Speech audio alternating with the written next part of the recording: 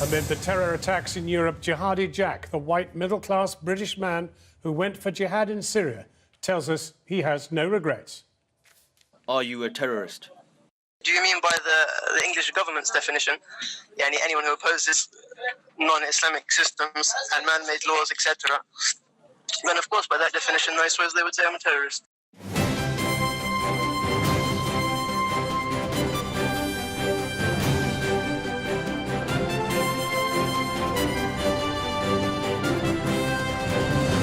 Germany, this time Bavaria, a Syrian attacker blows himself up after failing to get into a music festival, injuring 12 people. Good evening. 4 terror attacks in a week in Germany. The sense of siege is deepening. The commonalities too, all too often mental health issues, isolation and alienation.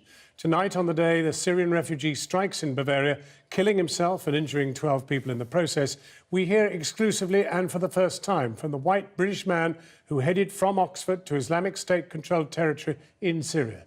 Jihadi Jack, born Jack Letts, calls upon his parents to convert, but denies that he is himself part of IS. Tonight, the interview. I agree with jihad and I agree with implementing the Sharia and I agree with Tawheed and stuff like this, but all the groups that exist now that I know of have mistakes. The group that you mentioned, I can't say that they represent Islam.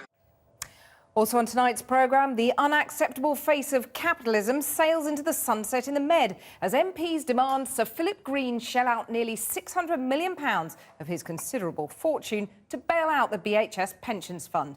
But can anyone make him?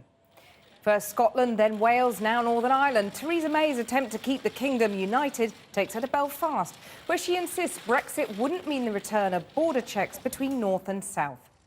And Big Sam and the big challenge. The New England manager, Sam Allardyce, says he wants to create the feel-good factor. But can he deliver when he's never won a major trophy? Here in Philadelphia, this was meant to be the seamless Democratic coronation of Hillary Clinton. But as Trump takes the lead in the polls, the party is rocked by the high-profile resignation of the Democratic National Committee chair, Debbie Wasserman Schultz, in an email scandal. News, though, is dominated by another terrible mass shooting, this time of teenagers outside a Florida nightclub. A 14-year-old and an 18-year-old are dead and 16 injured. Police say it's not terrorist-related, but terrifying nonetheless. He says he went to Syria to study religion and has no regrets. In an exclusive interview tonight, the 20-year-old Oxford man, dubbed Jihadi Jack, tells this programme he is currently not a fighter and does not support the militant Islamic State. Jack Letts, who converted to Islam as a teenager, travelled out to Syria around 2 years ago and is living in IS-controlled territory under a regime characterised by brutality, murder and enslavement. His parents, who claim he has a history of mental illness, are awaiting trial, accused of sending him money. Now Letts has spoken directly to this programme for the first time. Asad Beg has this report. He is the middle-class boy from Oxford, who's now in the so-called Islamic State. Here, his parents have been arrested and charged for trying to send him money and are facing the prospect of jail.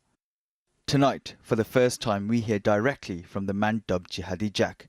These are his own words. Are you a terrorist? Do you mean by the English government's definition? Anyone who opposes non-Islamic systems and man-made laws, etc. Then, of course, by that definition, I suppose they would say I'm a terrorist. The 20-year-old from Oxford left his family's comfortable home almost 2 years ago and went to Syria. He says to an Islamic State-controlled area.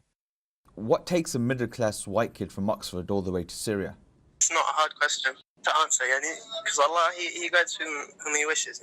So once you know Tawheed and you understand Islam properly, wherever you end up because of that, it's not that hard to explain. Alhamdulillah, I came here, like I said, searching for the truth and people of the truth. I don't regret that I came. Are you with ISIS? I'm not, and nor do I agree with a lot of what they follow. I agree with jihad and I agree with implementing the Sharia and I agree with Tawheed and stuff like this, but all the groups that exist now that I know of have mistakes. The group that you mentioned, I can't say that they represent Islam. You are seen as living in an area that is ruled by terrorists. You're not a fighter. Currently I'm not, but khalas, they say what they want.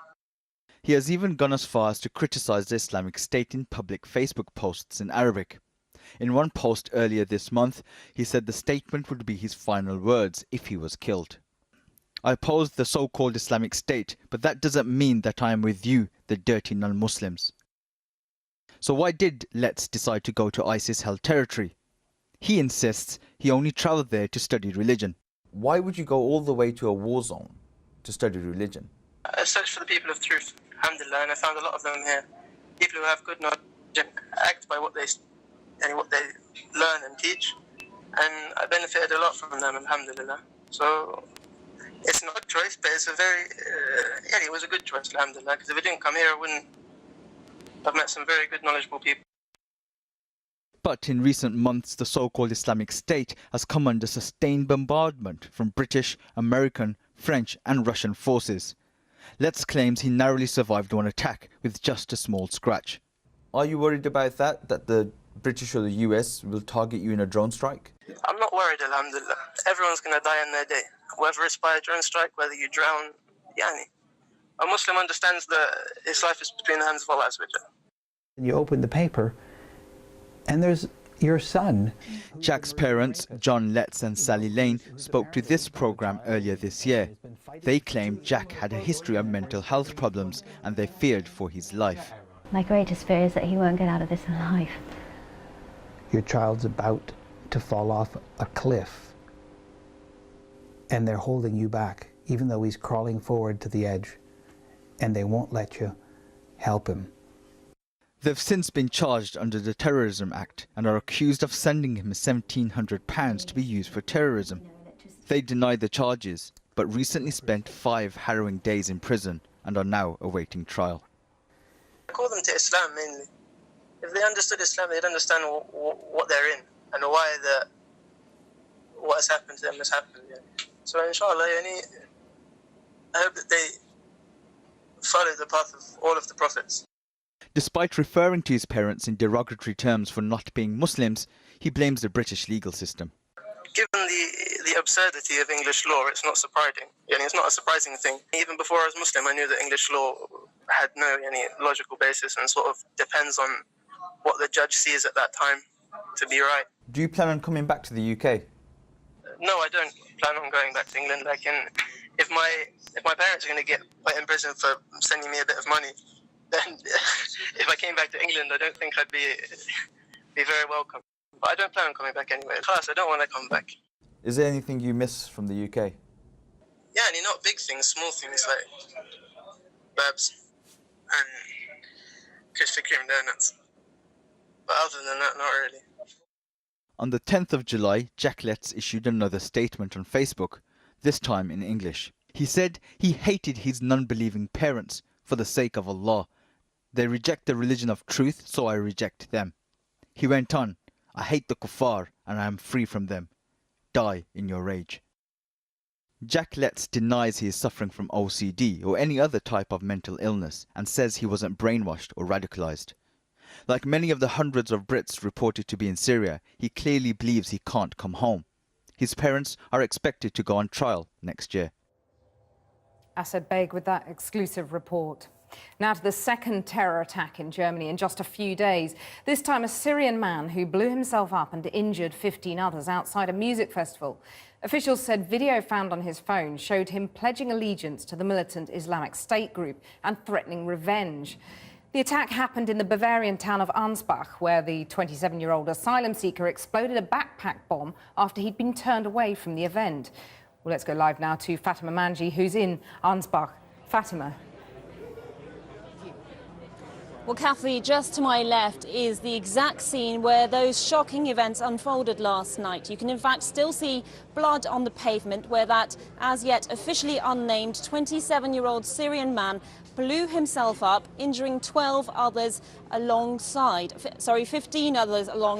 with him. Now, what do we know about him? Police had come across him because he had a minor drug offence and because he had attempted to take his own life twice. But this afternoon, evidence emerged that he had pledged allegiance to the leader of ISIS. After that was announced, ISIS themselves online claimed that this man had been carrying out a martyrdom operation as a soldier of the Islamic State. Now, just a warning, my report does contain flash photography from the very start. The familiar sound of emergency vehicles. Once again, a German city is on high alert after a violent attack. The fourth in what Bavaria's interior minister called the country's days of terror. Last night, a Syrian man blew himself up outside a wine bar, just yards away from a music festival where he was refused entry. 15 people were injured, 4 are in a serious condition. The Bavarian Interior Ministry say a video in Arabic was on the bomber's phone, showing him pledging allegiance to the leader of the so-called Islamic State group. In it, the bomber announced a revenge attack against Germany. I think this video shows unquestionably that the attack was a terror attack with an Islamist background, that the perpetrator had Islamist convictions.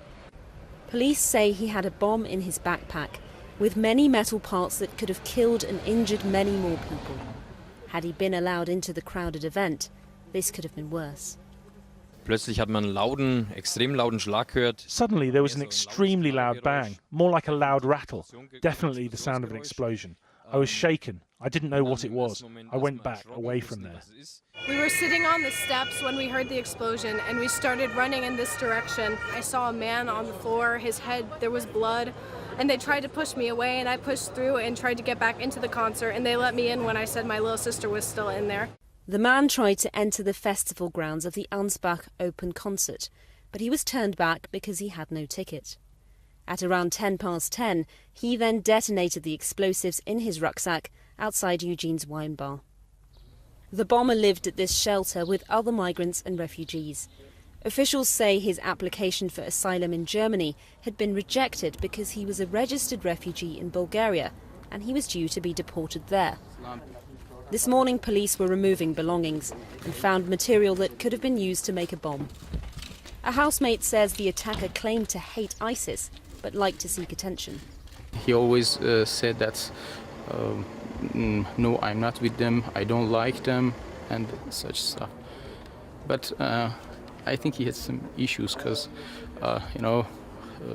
he told lies so often without any reason, and I understand that he wants to be in the center of attraction.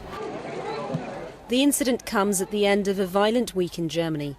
On Friday, a German teenager of Iranian descent shot dead 9 people at a shopping centre in Munich. The shooter had a history of mental illness and may have been inspired by the far right. On Sunday, a 21-year-old Syrian man wielding a machete killed a woman in what police believe was a domestic dispute.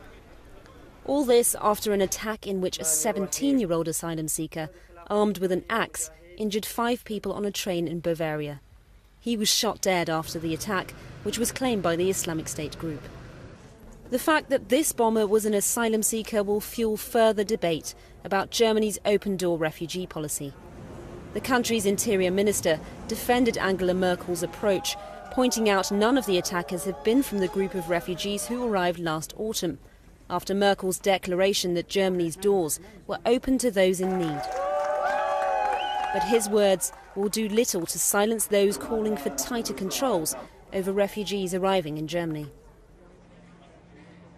Well, joining me now is a local resident and eyewitness to last night's events, Ralph Millsap.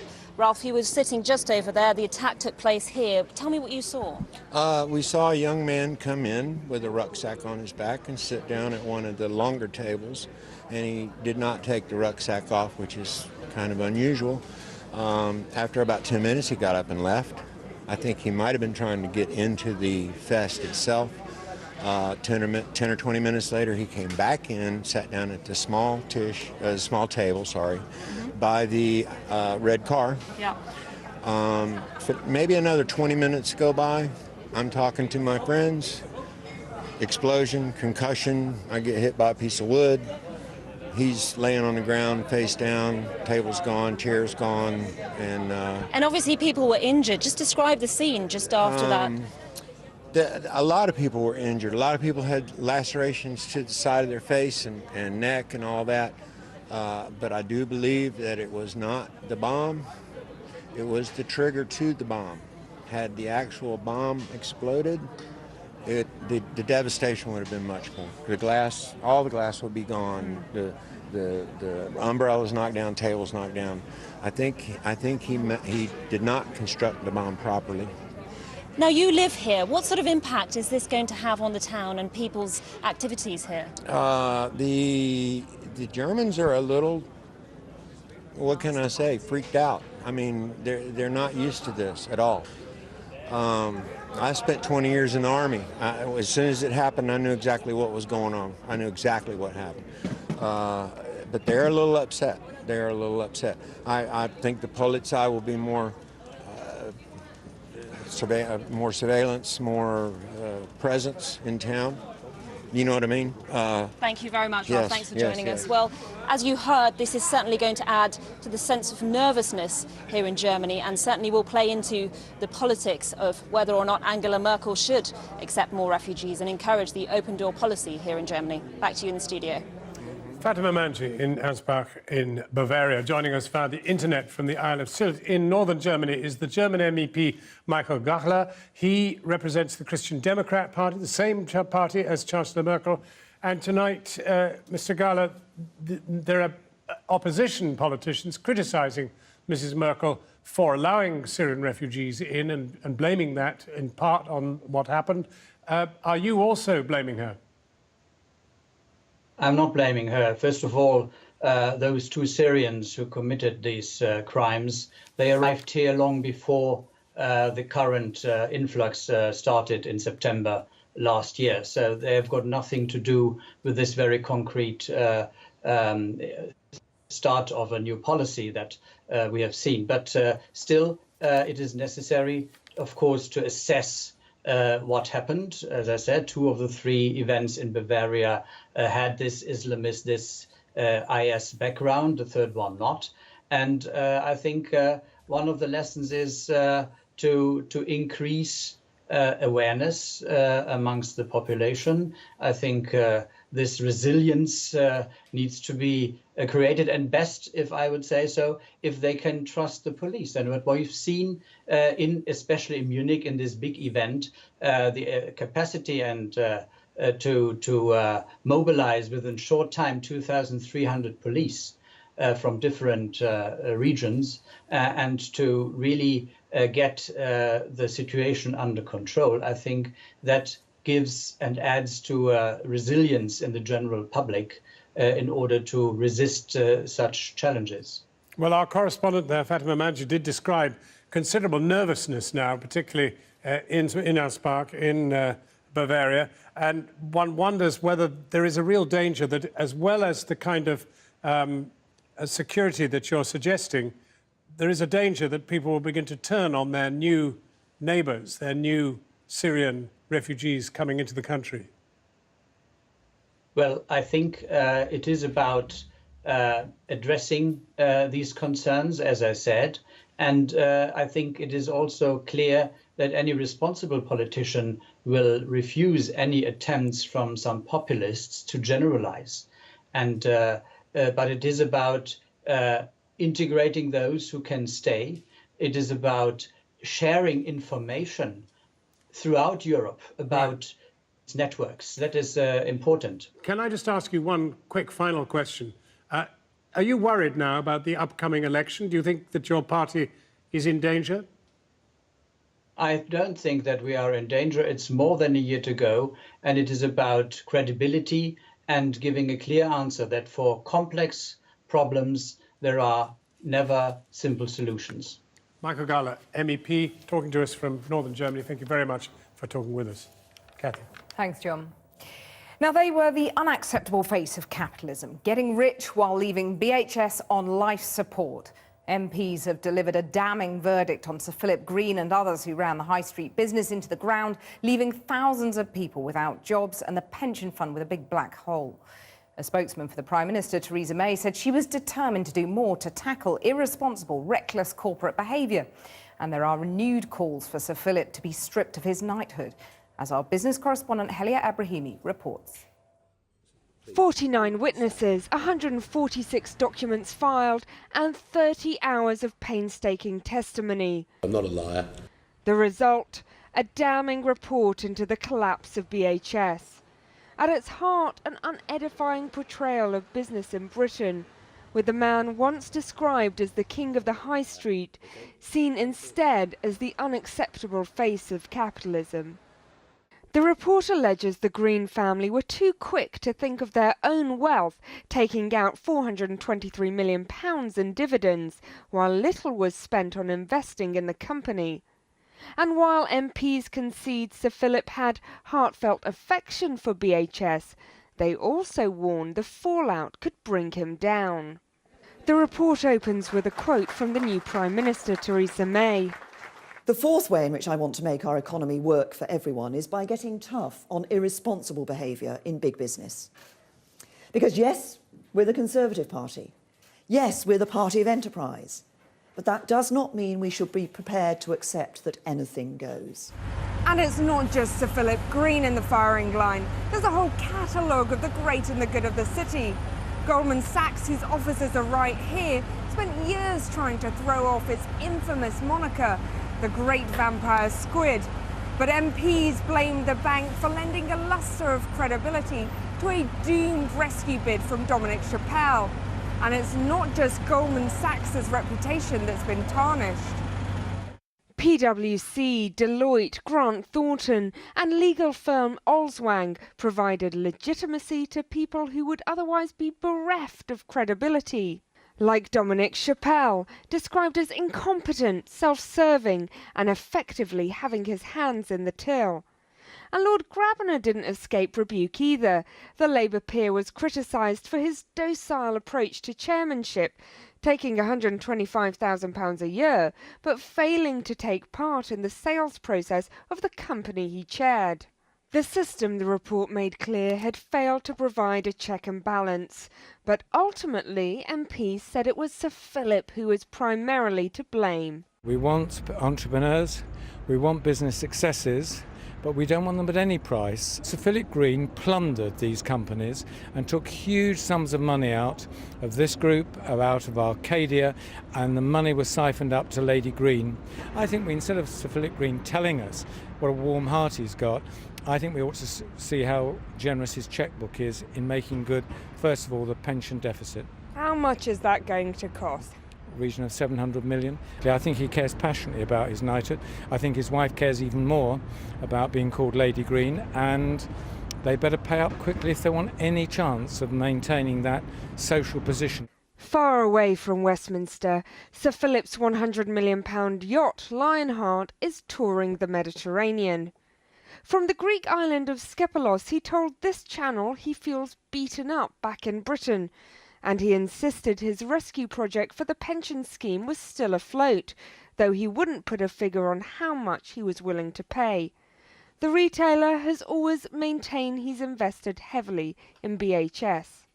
What's become clear is that big debate that engulfed London City about ethical capitalism hasn't actually penetrated all areas of British industry. Sectors like retail are yet to make that cultural shift. For Mrs May's vision of a fairer Britain that serves the whole of society rather than the few, a lot will have to change. But for BHS's 11,000 workers and 22,000 pensioners, that change may not come soon enough. Well, with me now is the former Pensions Minister, Ros Altman, and Oliver Parry from the Institute of Directors. Baroness Altman first, are you confident that the pensions regulator will force Sir Philip Green to pay some of the money? I mean, how much, who knows, maybe £571 million, which is what it would require to make this BHS pension scheme safe. Are you confident the regulator will do it, or are they toothless? The regulator definitely has the power to force an employer who hasn't properly supported the pension scheme to put in huge sums of money if that's what's required. I do hope that Sir Philip will himself decide to take the responsibility for the pension scheme. He said he wants to. I hope he means that. He's offered £80 million. That's nowhere near enough. That's nowhere near enough. What is enough? We don't know because we haven't got the latest figures, but I would imagine you're talking a few hundred million. £571 million to make the scheme safe. Do you think he should pay up every penny of that? Well, there are different ways in which you can deal with a pension scheme. If he takes back responsibility and underwrites it, he won't necessarily have to put that money in immediately. That's the cost last year of buying annuities for all the liabilities, the cost will have gone up by now. I mean, Frank Field was saying about 700 million. We don't know exactly. It's clear this is a huge sum of money. But let's face it, you know, Sir Philip was in charge and promised these loyal workers pensions. He promised to sort it, and I assume that he will. Well, when you see Sir Philip cruising around the Mediterranean in a £100 million yacht, does it stick in your craw? Well, look, I think really what we're talking about is poor corporate governance. The whole system at Arcadia and BHS completely broke down. But is he the unacceptable face of capitalism? He's certainly not helping himself at the moment. I mean, clearly... That's an understatement. Well, I mean, really, I truly believe that actually he probably does want to put it right, and I'd like to think that he would take actions without some form of incentivisation and actually come back and deal with it now. But he's got to hurry up, hasn't he? I mean, well, he said absolutely. he I mean, wanted if it was me, I'd be on the first plane back. But I mean, what Sir Philip needs to do is actually come back and address these concerns straight on, and that's absolutely crucial. Given that there are nearly, I think, 5,000 final salary pension schemes that are in deficit, BHS is unlikely to be the last company that gets hurriedly sold without the pensions obligations being met. Well, is the law up to it? Actually, the law itself would have allowed Sir Philip to deal with the pension scheme before he sold the company. And I'm amazed that he and his advisors didn't ask for clearance from the pensions regulator. We have an established system whereby he would have gone to the pensions regulator, negotiated with them an amount of money that he needed to put into the scheme, and then the regulator would have been able to approve the sale and he would have no more responsibility. He chose not to do that. The regulator is now already looking at that and demanding the information they would have asked for anyway if they were going to get clearance. And I would hope that other employers seeing this would recognise that it's really important to get that clearance before they sell a business with a pension deficit. And if they give the information, they can do it very quickly. Well, given that years and years ago, there was the Guinness and Maxwell scandals, more recently, obviously, the financial crisis, you know, Philip Green himself has been advised by some blue-chip firms and banks. Yep. Is there such a thing as responsible capitalism, or is that actually a contradiction in terms? Well, I think there is, but I mean, you know, in the context of what we saw with Mike Ashley and Sports Direct on Friday, clearly it's not helping the reputation of British business as a whole. But I mean, I think really, as Baroness Altman has identified, it was a complete breakdown in the regulatory system, and we need to look closely at that. Well, we've just actually had a statement from Sir Philip Green right now saying that he's trying to find a solution for the BHS pension fund, and he said he's sad and sorry for all the BHS people caught up in this horrid story. Does that go anywhere near and far enough to address your worries? Well, what we have to see is a proper plan of how he is going to deal with the pension scheme, take responsibility for it, and deliver the pensions that he promised to the members. He can do that, and I think he is working on ways to do it. He promised the select committees that he was actually going to fix it, and his workers really do deserve that. If he doesn't, though, if he drags his heels, given that you've just come out of government, you said that your experience in government was terrible and it actually affected your health. Do you trust your colleagues who are still in government to hold his feet to the fire on this? I do believe that the pensions regulator will hold his feet to the fire. Not ministers, though. Well, it is actually Parliament decided it's the pensions regulator that is responsible for dealing with these situations. If the regulator doesn't have the power, then Parliament and ministers will step in. But the regulator does have strong powers to force an employer who isn't living up to their pension responsibilities to do so. And if Sir Philip doesn't do this voluntarily, the regulator will, I believe, force him to do it. Baroness Altman, Oliver Parry, thank you very much for joining us. John. Now, at the Democratic Convention in Philadelphia, our Washington correspondent, Kylie Morris. Kylie. Welcome to Philadelphia, where we've just heard the choir rehearsing. The Democrats are gathering to crown Hillary Clinton as their official presidential nominee at a time when politics here feels constantly overshadowed by tragedy, from terror abroad to violence at home. The latest just last night, when 2 boys aged 14 and 18 were killed and more than a dozen others injured outside a nightclub in Fort Myers in Florida. Simon Israel has the latest. It's a sign of the times when police have to declare another mass shooting is not an act of terror. The motive behind this latest in the car park of a Florida nightclub has not been revealed. The markers on the ground, though, tell you the scale. More than 60 shots were fired. And there's another long list of casualties, mostly teenagers, who'd been partying into the early hours. At least 2 dead, as many as 16 injured, mostly teenagers. One kid got shot in the head. One kid got shot in the neck. We see people that got shot, they fell to the ground, and then everybody kept running. The partygoers were leaving Club Blue when the shooting began. Parents had arrived to pick up their children. Everybody ran or dived for cover. Of the 16 who were taken to hospital, the youngest was 12, the eldest 27. This is ridiculous. It has to stop. It's time for it to stop. I mean, all this killing for no reason. And I guarantee you it was about nothing. For something like this to happen, it's about nothing. When it happens like this, it's about nothing, nonsense. Something so minute, they can't even sit down and talk about it to hash things out like that. They got to just come and shoot into a crowd of people. And this latest episode of American mindless mayhem has so far claimed 2 lives, a 14-year-old boy and an 18-year-old basketball player from a local school.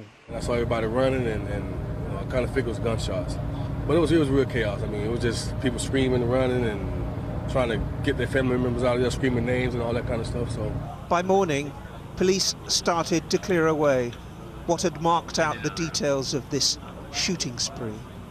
The club had promised tight security all night, but the area, though, is notorious for drug dealing and violence. According to the police in Fort Myers, this wasn't the only scene connected to the shooting. Another house in the same neighborhood was shot at, and at another address there was an arrest.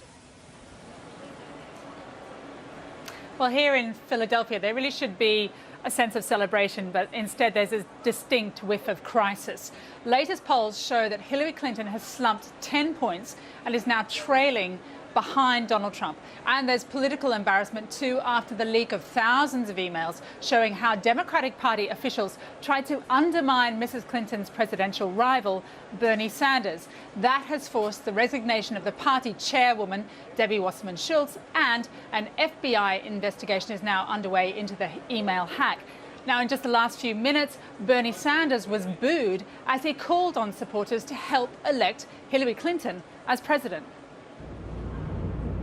Today's Democratic convention theme, United Together. Debbie Wasserman Schultz! As chair of the Democratic National Committee, Debbie Wasserman Schultz is supposed to play a neutral role. But today, protesters shouted shame, shame, shame and forced her off stage, furious at new evidence the committee is rigged against their man, Bernie Sanders. Their anger inflamed by an email leak at the weekend that exposed her team had intervened on Hillary's behalf. One email from May shows Executive Brad Marshall suggesting that they use religion against someone in the Sanders camp, someone fitting the description of Bernie Sanders, who's Jewish. I think I read he's an atheist. This could make several points difference with my peeps. My Southern Baptist peeps would draw a huge difference between a Jew and an atheist. Another shows the DNC kicking around anti-Sanders narratives to sell the media. Wondering if there's a good Bernie narrative for a story, which is that Bernie never ever had his act together, that his campaign was a mess. The stage was set here to celebrate Hillary Clinton's nomination for president. Instead, that's been drowned out by another email scandal. Her campaign manager pushing back by claiming the hack was a Russian ploy to help Donald Trump.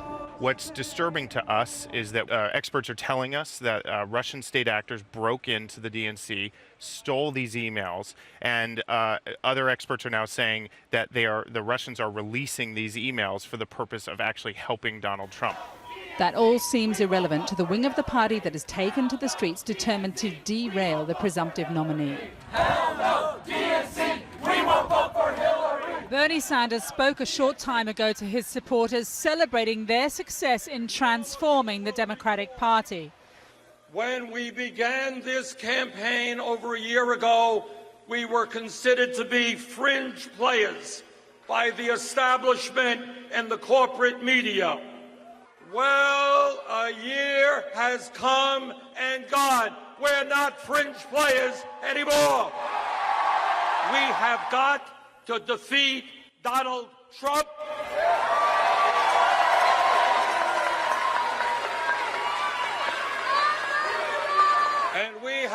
not to elect Hillary Clinton and Tim Kaine. He may have lost the nomination, but today he was the one who sounded triumphant, while Hillary Clinton's week got off to a very bad start indeed. Well, we'll have more from Kylie in Philadelphia later. Now, a murder investigation has been launched after a man died following a suspected shooting at a private party in a quiet Surrey village.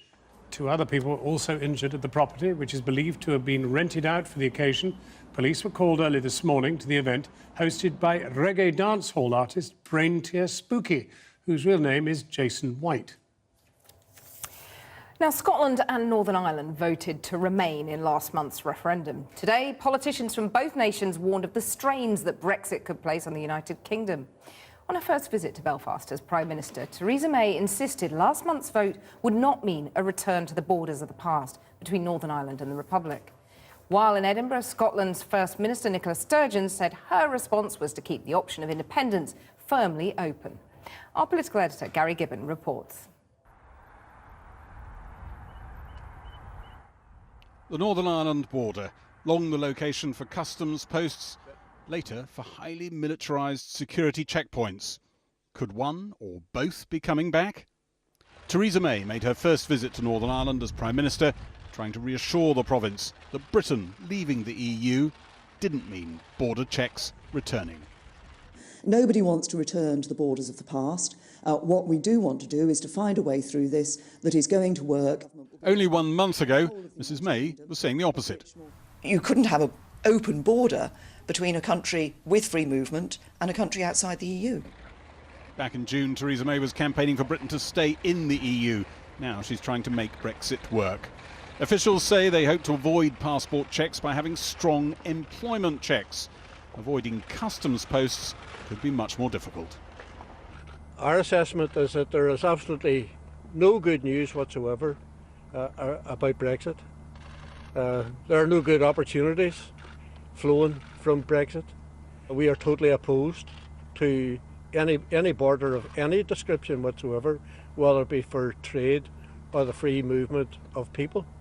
I don't see how you can do without customs controls, because Britain will be outside the customs union, and that of course has political consequences. It'll very much inflame tensions among Republicans, and some of my friends in Dublin fear that it could lead to a resumption of terrorism, because customs controls on the border will be a red rag to the bull of remnant Republican terrorism. Theresa May's very first trip from London as Prime Minister was to Edinburgh to emphasise her commitment to the UK. Scotland's First Minister Nicola Sturgeon today said her government would continue to explore ways of keeping Scotland in the EU, even as the rest of the UK leaves. She sounded like she was warning her supporters this might not work. And let me say it very, very bluntly. I don't underestimate the challenge of finding such a solution. You know, even if we can agree a position at UK level, we would face the task of persuading the EU to agree it. So the barriers are substantial. I cannot see how it works legally or politically. You get a lot of clever legal academics who say it might work with one scheme or another, but I don't think the political and legal reality allows for that. It's perfectly legitimate for Mrs Sturgeon and her government to explore such options, but I think they know that they're not going to lead anywhere. From the border in Northern Ireland to the whole status of Scotland, we're still in the foothills of finding answers to the giant questions thrown up by Brexit. And Gary Gibbon is live in Westminster. Now, Gary, leaders of Northern Ireland, Scotland, Wales, all extremely concerned about Brexit and telling the Prime Minister that, but pressure from a completely different direction from within her own party. What's going on?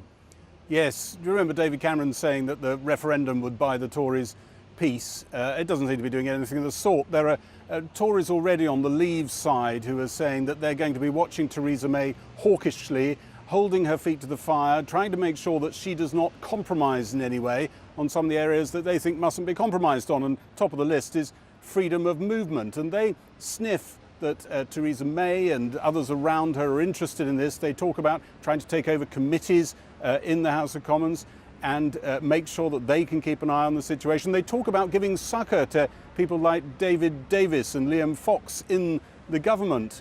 So it is important to remember that it is not only Labour that is divided at this time.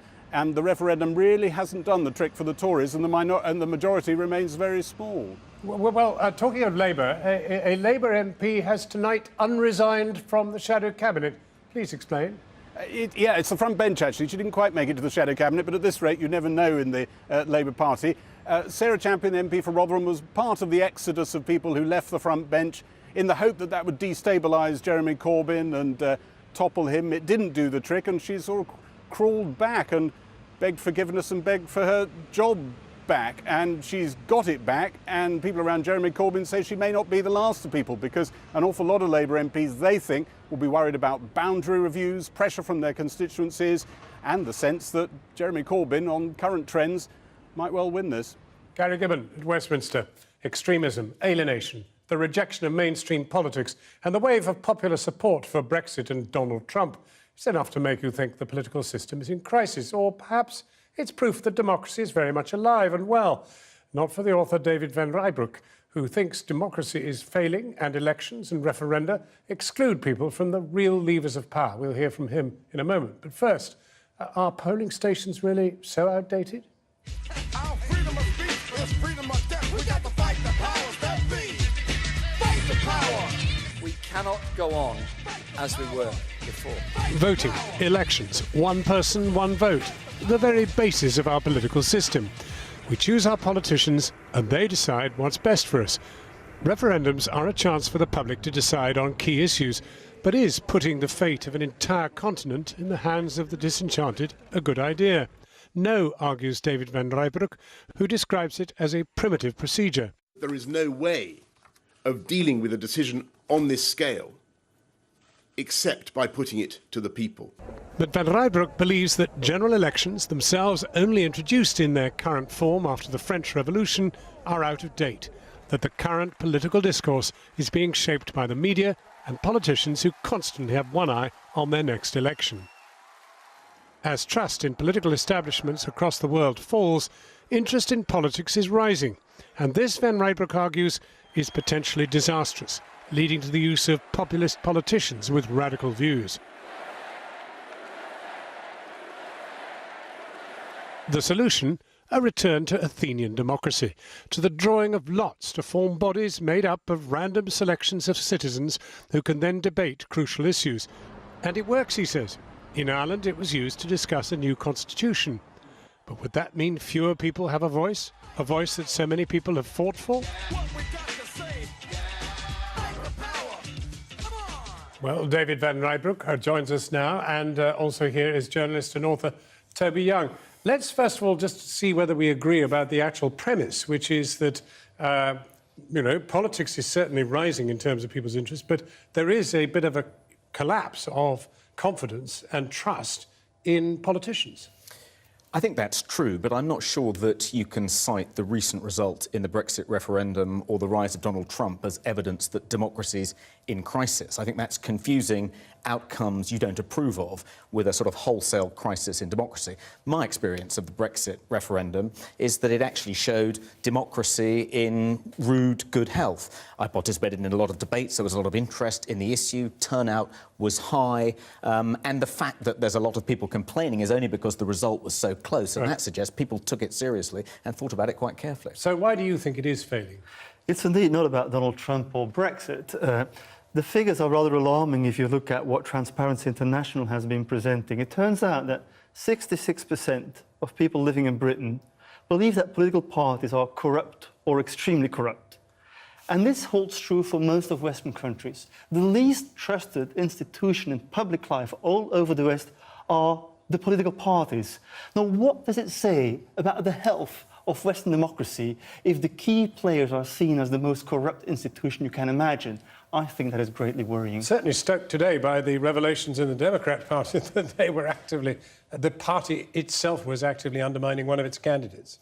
Yes, I mean, I think, but in every US presidential election, you have these scandals, and everyone thinks that we've reached rock bottom. All right, people have been saying we've been reached rock bottom for almost 100 years. Let's get a solution and look at that. I think we've been doing democracy for about 3,000 years. We've only been using elections since 200 years. So we should stop thinking that democracy boils down just to elections. I think elections can be useful, but they should be supplemented with more interesting forms of public engagement. People have a right to vote, but they also need a right to speak now. And a referendum is one step better. You're only ticking a box next to somebody's name, but next to a yes or a no or a remain or a leave. I mean, that's already an improvement, but it's still quite primitive if your voice is reduced to ticking a box next to yes or no. So a next step would be to see what they did in Ireland. I think what they did in Ireland makes Ireland the most innovative democracy in the West right now. They put together 66 Irish people drafted by lot with 33 elected politicians to talk about a number of constitutional changes, and the most important one was the one on same-sex marriage. Now, this was an issue which could not be tackled by politicians alone because they were afraid of losing next elections. And by putting people together, drafted by lot, and elected officials, they could come further. And the result was that people could go to a referendum. So it's not about forgetting referendums and elections. You have elections, you have referendums, and you have an interesting input from, say, like a citizenry that has been informed. But you must admit that if that had happened in Brexit, people would have been at least a lot wiser about the issues.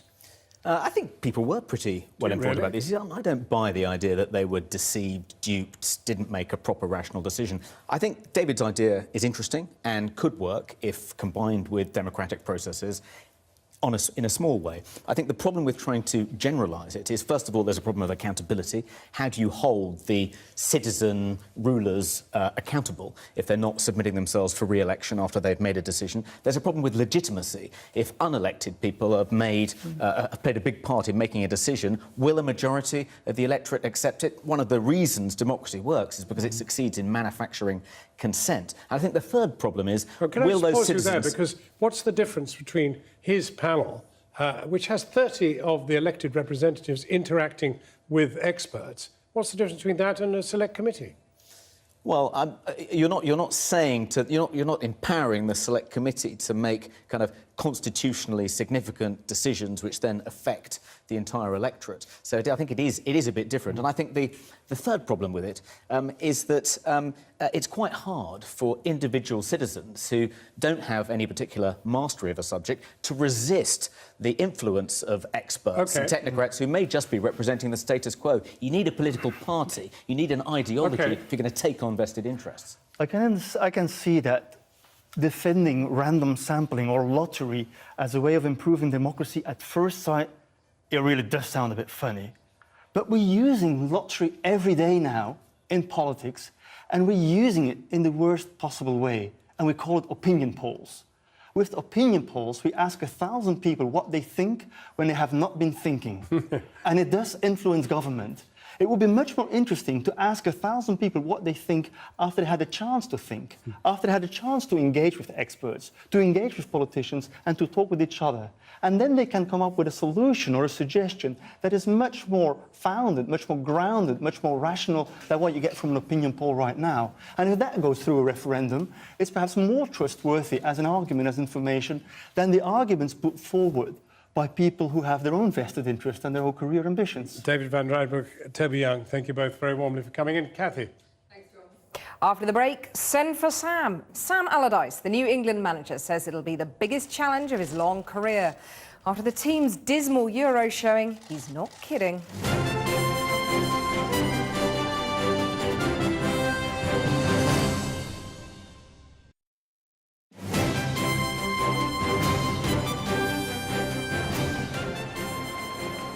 Well, welcome back to the Democratic Convention here in Philadelphia, where the theme and the program, at least for day one, was unity.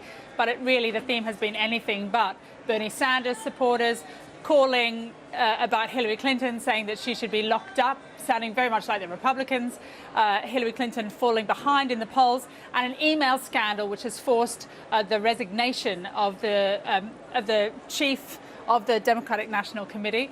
With me now is the MSNBC presenter Joy Reid. Now, WikiLeaks, which released all the leaked Democratic Party emails, warned that their lawyers will be monitoring your program, Joy, after you announced that your show would be investigating the unprecedented affinity between Donald Trump, Russia and WikiLeaks. Yeah. How did you end up in the middle of this story? Yeah, quite an ominous warning from an organization that calls itself a privacy or watchdog for the public. Now apparently intimidating journalists has been added to Julian Assange's portfolio. So we noted it, and we're just going to keep on doing the reporting that we're doing.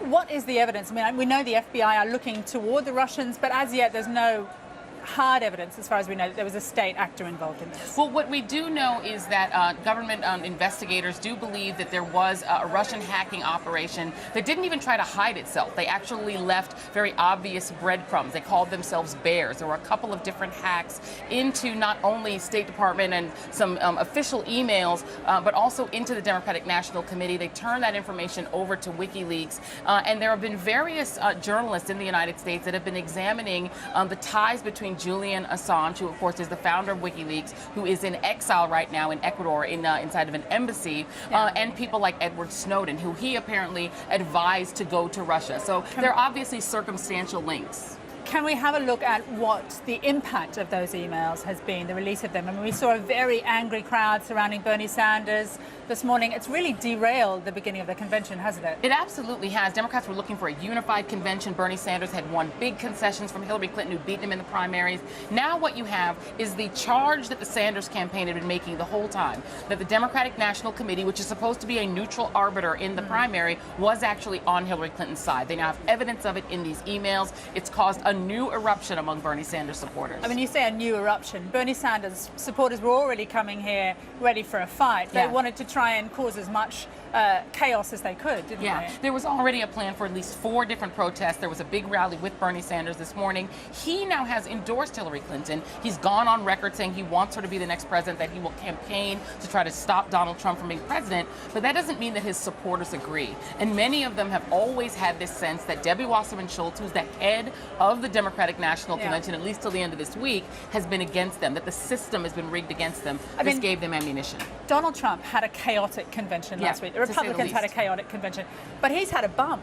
I mean, suddenly he's surging in the polls.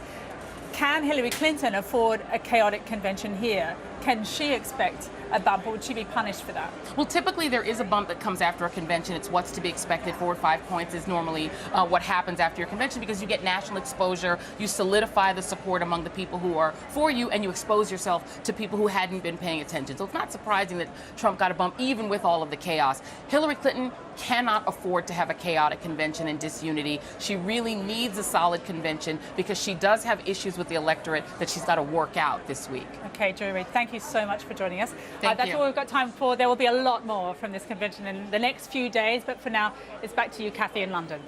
Thanks, Kylie. Now, when it comes to winners, Chris Froome's triumph in the Tour de France is a reminder that English teams aren't always a disappointment. Today, England's new football manager, Sam Allardyce, faced the press for the first time in his new role, saying the job was the greatest challenge of his career. Well, if English rugby and cricket teams can succeed and England thrash Pakistan in the second test at Old Trafford today, how can Sam Allardyce avoid repeating the football team's dismal performance in this year's Euros? One answer might be a mid-season break, as he told our chief correspondent, Alex Thompson. So forget foreign and fancy, or just call him Sam Allardyce. Blazerless, tieless, it's all about sleeves rolled up, no nonsense. Allardyce's English experience, saving clubs, a track record of salvage, not silverware. But steady on, this isn't the time or place for jokes about the poisoned chalice. Dumped out of the Euros by Iceland, of course. This morning, England's new man says things could be even worse. I wouldn't suggest it's rock bottom. I think it was disappointing, but I don't think it's rock bottom. I think the part of my expertise over the last few years is people see me as to be able to go in and turn a club around. And boy, do England FC need some turning around. At their Staffordshire headquarters, plonked bizarrely into the Staffordshire countryside, there's an air of emptiness, almost unreality. The Union flag's here, but not the flag of St George at the St George's Park Centre. Nevertheless, Big Sam arrives with a reputation for plain speaking, and on one issue at least, he didn't disappoint. Do you think there's something in the Premier League setup which makes it peculiarly difficult in England to produce a successful team? Yeah. What is it? No mid-season break, for one. I've been an advocate of that for the last 10 years or more. The demand physically and mentally on players is enormous. It would help the Premier League and it would help us at international level if that was one of the first things we could try and achieve. Outside, some players who do get a winter break. Barcelona FC in the UK on a pre-season tour. They're good at tournaments, they're good at silverware, they're good at football. In signalling that he wants his players to enjoy what these Barcelona stars have in a midwinter break, Sam Allardyce has certainly come out front foot forward today, and he's talking about change. And change is, of course, what England fans crave, probably more than anything else. And all this after a startling weekend of sporting success from these islands. Lewis Hamilton leading the Drivers' Championship after victory in Hungary. England's cricketers turning the Test series around at Old Trafford. And Chris Froome in the Maillot Jaune yet again, 3 times winner of the Tour de France. Who knows, could it somehow rub off on England, the England football team? Could Big Sam soon be dancing all over again? Alex Thompson, Channel 4 News, Staffordshire. Well, we'll be dancing tomorrow night. No, we won't. We'll be back at 7. Until then, that's Channel 4 News. Have a very good evening. Good evening.